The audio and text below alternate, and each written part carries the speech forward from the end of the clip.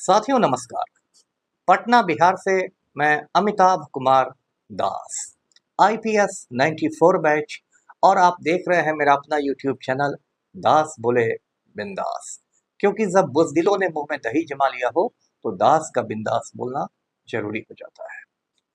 साथियों, खबर यह है कि कुछ चमचे चाह रहे हैं और उन्होंने पटना में जगह जगह होर्डिंग लगाया है कि पलटू राम को भारत रत्न से अलंकृत कर दिया जाए।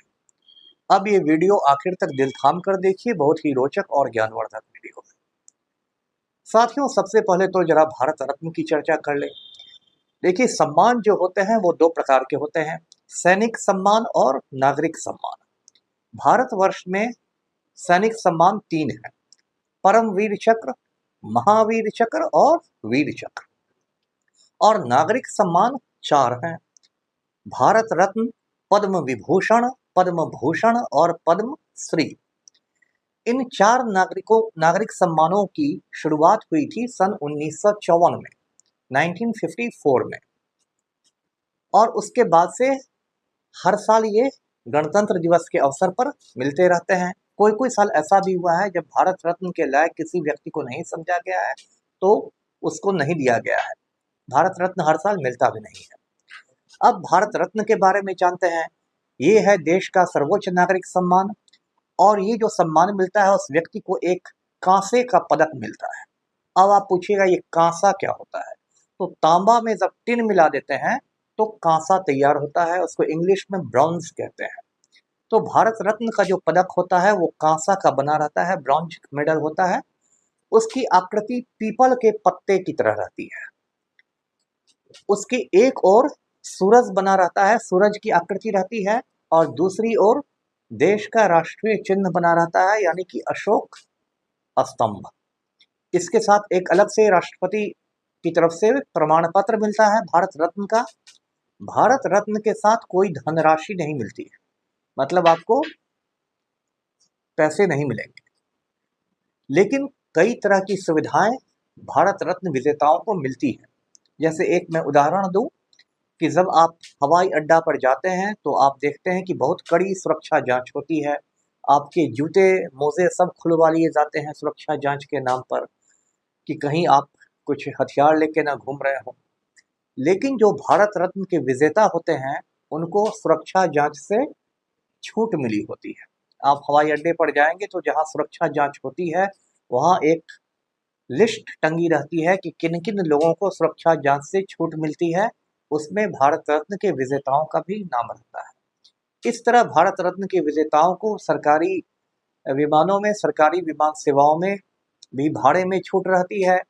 और जो विदेश के राष्ट्रपति प्रधानमंत्री आते हैं उनके सम्मान में जो रात्रि भोज होता है उसमें भी भारत रत्न के विजेताओं को प्रोटोकॉल के हिसाब से बहुत ऊंचा दर्जा दिया जाता है। तो ये सब उसके फायदे हैं। अब भारत रत्न को लेके कुछ और दिलचस्प बातें सुनिए। एक तो बहुत लोगों को गलतफहमी है कि भारत रत्न सिर्फ भारतीयों को दिया जाता है। ये बात सही नहीं है। भारत रत्न विदेशियों को भी मिल सकता है।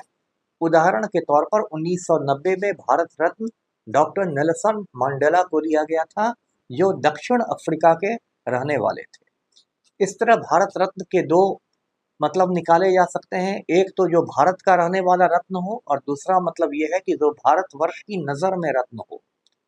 तो चूंकि डॉक्टर नेल्सन मंडेला भारतवर्ष की नज़र में रत्न थे इसलिए उनको भारत रत्न दिया गया। एक दिलचस्प बात यह है कि महात्मा गांधी को आज तक भारत रत्न नहीं मिला। बहुत सारे लल्लू पंजुओं को भारत रत्न मिल गया, लेकिन राष्ट्रपिता महात्मा गांधी को भारत रत्न नहीं मिला। कुछ वर्ष पहले किसी व्यक्ति ने सुप्रीम कोर्ट में एक पीआईएल दाखिल किया था। पीआईएल का मतलब हुआ पब्लिक इंटरेस्ट लिटिगेशन, जिसको हिंदी में कहते हैं जनहित याचिका। जनहित याचिका में सुप्रीम कोर्ट से मांग की गई थी कि वो भारत सरकार को आदेश दे कि महात्मा गांधी को भारत रत्न से अलंकृत किया जाए। सुप्रीम कोर्ट ने ये पीआईएल ये कहते हुए खारिज कर दिया कि गांधी जी का कद इतना ऊंचा है कि वो सभी सम्मानों से, सभी पुरस्कारों से ऊपर हो चुके हैं। महात्मा गांधी को किसी भी सम्मान से तोला नहीं जा सकता है, और ये बात सही भी है। महात्मा गांधी का कद किसी भी भारत रत्न विजेता से बहुत ऊपर है। तो ये एक भारत रत्न की बात हुई।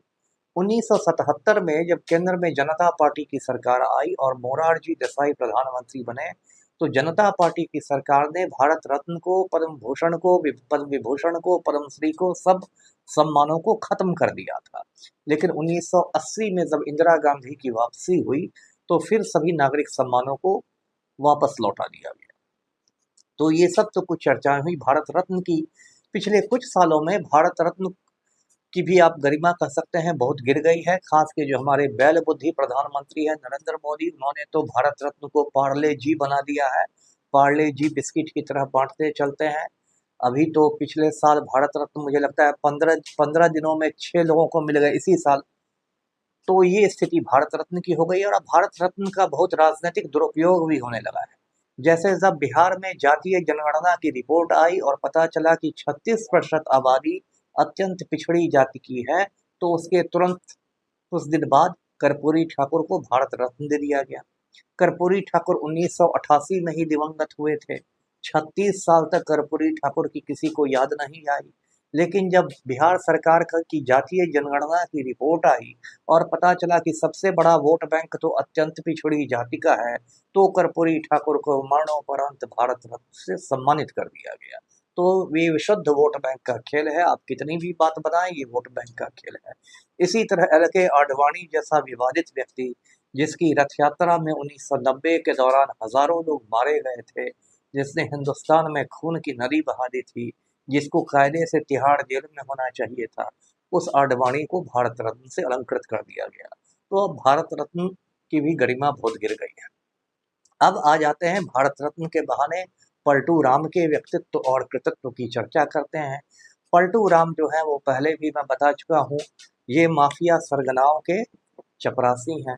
इस तस्वीर में आप देख रहे हैं ये किस तरह माफिया सरगना अनंत सिंह के आगे चपरासी की मुद्रा में हाथ जोड़कर खड़े हैं। कुछ महीने पहले अनंत सिंह को हाई कोर्ट ने रिहा कर दिया। कायदे से उस फैसले के खिलाफ सुप्रीम कोर्ट में अपील होनी चाहिए थी, लेकिन चूंकि पलटू राम ही माफिया सरगना के गिरोह में शामिल हो चुके हैं, इसलिए कोई अपील नहीं की गई। आज की तारीख में अनंत सिंह मूंछ पर ताव देते हुए मुख्यमंत्री आवास में जाता है और पलटू राम के साथ बंद कमरे में गुफ्तगू करता है। पिछले साल इसी पलटू राम ने अप्रैल महीने में आनंद मोहन नाम के खूनी को जेल से बाहर कर दिया और उसके लिए जेल मैनुअल में संशोधन कर दिया गया। बिहार सरकार के कायदे कानून बदल दिए गए, क्योंकि पलटू राम को लगा कि आनंद मोहन को छोड़ देने से राजपूत वोट बैंक में सिंधमारी हो जाएगी।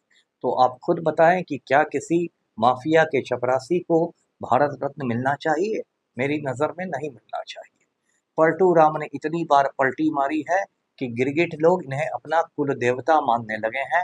गिरगिटों का कहना है कि जिस तेजी से पलटू राम रंग बदलते हैं, उस तेजी से तो हम भी रंग नहीं बदल पाते हैं।